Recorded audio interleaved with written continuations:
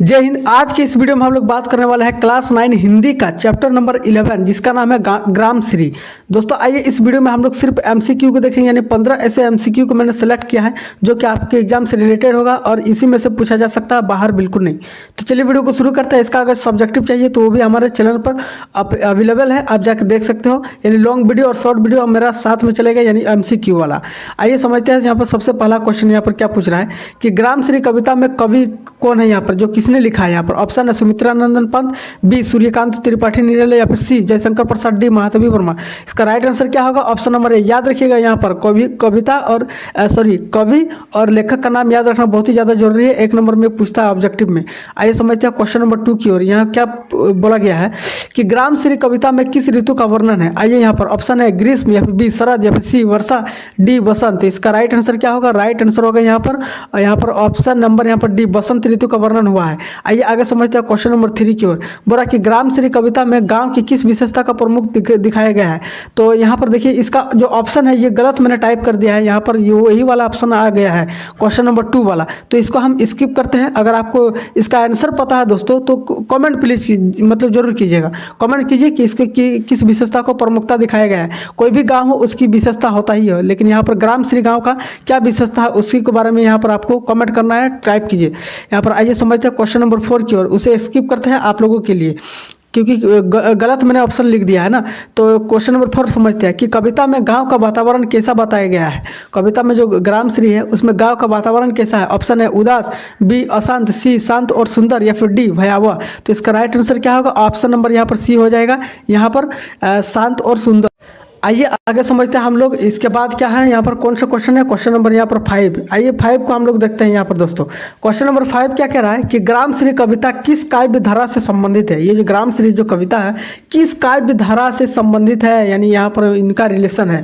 Option है प्रगतिवाद, या फिर बी छायावाद, सी प्रयोगवाद, या फिर डी यथार्थवाद। तो इसका राइट आंसर क्या होगा? ऑप्शन नंबर यहाँ पर बी हो जाएगा, छायावाद का यहाँ पर जो है संबंध है इनका। यहाँ पर क्वेश्चन नंबर 6 क्या कह रहा है, जरा इसे समझते हैं। क्वेश्चन नंबर 6 कि कवि ने गांव को किस रूप में चित्रित किया है। ये जो कवि है यहाँ पर सुमित्रा नंदन पंत, तो यहाँ पर किस रूप में चित्रित किया गया है गांव को, किस रूप में चित्रित किया है गांव को ना। हाँ, ऑप्शन है संघर्ष का प्रतीक बताया गया है, या फिर बी प्रकृति की गोद में बसा, या फिर सी दुखों से भरा, या फिर डी पिछड़ा हुआ। तो इसका राइट आंसर क्या होगा? ऑप्शन नंबर यहाँ पर बी हो जाएगा, राइट आंसर प्रकृति की गोद में बसा हुआ। आइए आगे समझते हैं क्वेश्चन नंबर 7 की ओर। फटाफट से करेंगे, टाइम ज़्यादा लेंगे नहीं, ऑब्जेक्टिव है। क्वेश्चन नंबर 7, कविता में किस प्राकृतिक तत्व का विशेष उल्लेख हुआ है। यहाँ जो ये जो कविता है ग्राम श्री, उसमें किस प्राकृतिक तत्व का विशेष उल्लेख हुआ है, यहाँ पर उपयोग हुआ है। ऑप्शन है पर्वत का, बी समुद्र, या फिर सी खेत खलियान का, या फिर डी रेगिस्तान का। इसका राइट आंसर क्या होगा? ऑप्शन नंबर सी खेत खलियान का। ऑप्शन नंबर यहाँ पर सी हो जाएगा, इसका राइट आंसर खेत खलियान का यहाँ पर उल्लेख किया गया है। आइए आगे बढ़ते हैं। अगर आप चैप्टर पढ़े होंगे तो इसका आंसर फटाफट से आप दे सकते हैं। देखिए क्वेश्चन नंबर 8, ग्राम श्री कविता का मुख्य भाव क्या है। ये जो ग्राम श्री कविता है इसका मुख्य भाव क्या है, यहाँ पर मेन भाव क्या है वहाँ। ऑप्शन है देशभक्ति है, क्या इसमें देशभक्ति दिखाई गया है। ऑप्शन बी ग्राम जीवन के प्रति प्रेम, या फिर सी सामाजिक विद्रोह, या फिर डी करुणा। तो इसका राइट आंसर क्या होगा? ऑप्शन नंबर या बी हो जाएगा, बी मारिए राइट आंसर, ग्राम जीवन के प्रति यहाँ पर प्रेम को दिखाया गया है। आगे बढ़ते हैं क्वेश्चन नंबर 9 की ओर। क्वेश्चन नंबर 9 क्या कह रहा है यहाँ पर, आइए समझते हैं। क्वेश्चन नंबर 9 है कि कविता में किस जीवन शैली की प्रशंसा की गई है। ये जो कविता है ग्राम श्री, किस जीवन शैली की प्रशंसा यानी तारीफ की गई है यहाँ पर। ऑप्शन ए यहाँ पर शहर की, बी औद्योगिक की, सी ग्राम्य की, या फिर डी आधुनिक की। तो इसका राइट आंसर क्या होगा? राइट आंसर तो यहाँ पर आप समझ सकते हो कि ग्राम श्री कहा गया, तो ग्राम्य क्या होगा, क्योंकि चैप्टर का यहाँ पर देख सकते हो, यहाँ पर नाम ही है हमारा दोस्तों चैप्टर का नाम कि ग्राम श्री।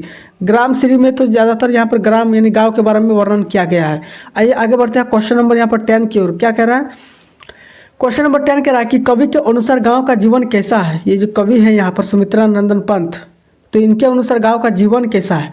ऑप्शन है कृत्रिम है, मानव निर्मित, या फिर बी स्वार्थी है, बहुत लोग स्वार्थी है, या फिर सी सरल और सहज, या फिर डी दुखद यानी दुख से भरा हुआ। तो इसको क्या बोलते हैं? इसका राइट आंसर क्या होगा? ऑप्शन नंबर क्वेश्चन नंबर 10 का राइट नंबर आंसर क्या होगा? ऑप्शन नंबर यहाँ पर सी हो जाएगा, सरल और सहज यहाँ पर आंसर हो जाएगा। आइए आगे बढ़ते हैं क्वेश्चन नंबर 11 की ओर। क्वेश्चन नंबर 11 देखिए क्या करा कि ग्राम श्री कविता में किसका अभाव नहीं है, यानी किसका अभाव यानी कमी नहीं है ग्राम श्री कविता में। किसका? ऑप्शन है शांति, बी सौंदर्य, सी अपनापन या फिर डी संघर्ष का। इसका राइट आंसर क्या होगा? ऑप्शन नंबर डी संघर्ष का यहाँ पर कोई अभाव नहीं है, कोई कमी नहीं है, क्योंकि गाँव के लोग यहाँ पर ज़्यादातर संघर्षी होते हैं। क्वेश्चन नंबर 12, कविता में गांव के लोगों को किस रूप में दिखाया गया है? ये जो कविता है ग्राम श्री, इसमें गांव के लोगों को किस रूप में दिखाया गया है? ऑप्शन देख लेते हैं। ऑप्शन है आलसी बताया गया है, या फिर बी मेहनती, या फिर सी चालाक, या फिर डी स्वार्थी। इसका राइट आंसर क्या होगा? और राइट आंसर तो यहाँ पर देखिए आलसी तो यहाँ पर होगा नहीं, क्योंकि गाँव के लोग ज़्यादातर आलसी नहीं होते यहाँ पर। चालाक तो यहाँ पर सभी होते हैं, स्वार्थी भी कुछ, लेकिन यहाँ पर ज़्यादातर लोग क्या होते हैं? मेहनती होते हैं। तो इसका राइट आंसर यहाँ पर बी हो जाएगा, मेहनती हो जाएगा इसका राइट आंसर। आगे बढ़ते हैं क्वेश्चन नंबर 13 की ओर। क्वेश्चन नंबर 13 क्या है? कह रहा कि ग्राम श्री कविता का उद्देश्य क्या है? देखिए ये जो ग्राम श्री जो कविता है इसका मुख्य उद्देश्य ही क्या है? क्या गांव की समस्या बताना, ऑप्शन बी गांव की सुंदरता का चित्रण करना, ऑप्शन सी राजनीति पर व्यंग करना, या फिर डी शिक्षा का प्रचार। तो इसका राइट आंसर क्या होगा? ऑप्शन नंबर यहाँ पर बी हो जाएगा कि गांव की सुंदरता का चित्रण किया है यहाँ पर ग्राम श्री में। गांव की जो सुंदरता होता है, जो दृश्य होता है, जो दिखावट होता है, इनकी जो वातावरण होता है, उन्हीं को यहाँ पर दिखाया गया है। क्वेश्चन नंबर 14, कविता में ग्राम जो जीवन है, ग्राम जीवन की तुलना किससे की गई? ये जो कविता है ग्राम श्री, इसमें ग्राम जीवन की तुलना, जो ग्राम मतलब गांव में जो जीवन व्यतीत करते हैं, रहते हैं, तो उसकी तुलना किससे की गई है? ऑप्शन है स्वर्ग से, बी जंगल से, सी नगर से, या फिर डी कारखानों से। इसका राइट आंसर क्या होगा? अगर आप पढ़े हो तो दोस्तों इसका आंसर बताइए यहाँ पर क्या होगा इसका, यह आप लोगों के लिए है। आगे हम लोग बढ़ते हैं। देखिए ये इसमें अच्छे तरीके से देखिए, इसमें गाँव के जीवन के बारे में वर्णन किया है, तो यहाँ पर क्या होगा? तो गाँव के लोग क्या होते हैं यहाँ पर? आगे बढ़िए, आपके लिए है, वो आपके लिए छोड़ दे रहे हैं, वहाँ पर आपको कमेंट करना है। क्वेश्चन नंबर 15 देखिए, ग्राम श्री कविता पाठक के मन में क्या भावना जगाती है? ये जो ग्राम श्री है कविता, उसमें पाठक के मन में क्या भावना जगाती है? ऑप्शन है भय का, या फिर बी निराशा का, सी ग्राम प्रेम का, या फिर डी क्रोध का। तो इसका राइट आंसर क्या होगा? आप सभी को पता है, भय का तो डर का तो होगा नहीं, क्योंकि ग्राम में कोई भी लोग डरता नहीं। यहाँ पर निराशा नहीं होते सब, यहाँ पर क्रोध भी नहीं होते ज़्यादातर, यहाँ पर ग्राम प्रेम होते हैं। ये जो ग्राम ये है ना, यहाँ पर तो मन में क्या भावना जगाती है कि ग्राम प्रेम, सबको यहाँ पर ग्रामवासी के प्रति प्रेम भाव से यहाँ पर रहना चाहिए और दिखाना चाहिए। यहीं पर दोस्तों हमारा पूरा चैप्टर खत्म होता है 15 MCQ के साथ। इससे बाहर एक भी नहीं पूछेगा। आप एग्जाम के लिए अच्छी तरीके से प्रिपेयर कर सकते हो। इसका जो अगला चैप्टर है मेघ आए और बच्चे काम पर जा रहे हैं, 2 ही चैप्टर बचा हुआ है, उसको कंप्लीट कर देंगे तो मेरा पूरा हिंदी कंप्लीट हो जाएगा क्षितिज का। यानी चैप्टर 1 से लेकर 13 तक आपका सब्जेक्टिव और जो MCQ है वो भी आपका कंप्लीट हो गया है। तो चलिए मिलते हैं नेक्स्ट वीडियो में। वीडियो अच्छी लगी तो वीडियो को लाइक कीजिए, चैनल पर सब्सक्राइब करके जाना अगर नहीं हो तो। मिलता है नेक्स्ट वीडियो में। जय हिंद।